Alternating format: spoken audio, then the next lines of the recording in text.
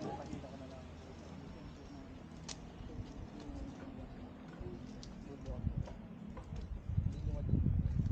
Ito sir, sa akin.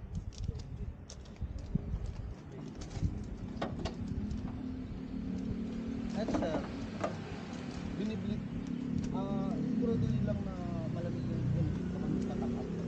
Nasa refrigerator. Oo.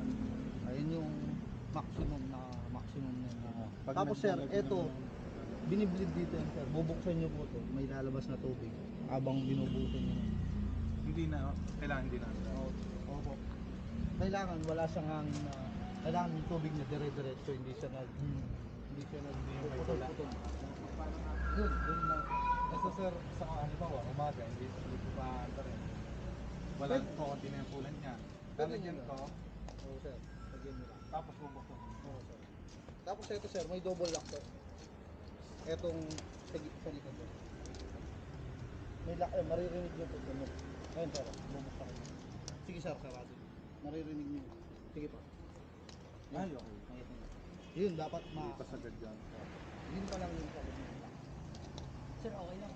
Nag-video lang kasi sama kayo sa Sige po. So, yun guys, ito yung Ford Titanium natin na 2014. Pinost ni Kuya to kaninang umaga. So, sila sir yung taker natin. Napagod na sila sir, nakalimang kotse na. Nakalima na daw kayo sir, no? Sir, nakalima na. So, yun nga, si sir dito nagtiwala sa GTA Cars. Tapos, yun, pinuntahan nila dito from Batangas pa sila.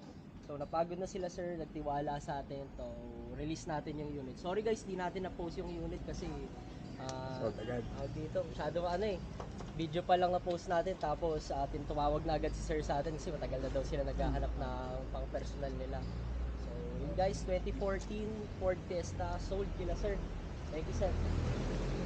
Tapos yan sir, ewan ko kung nandyan yung yung resibo ng battery. Pero yung battery niya,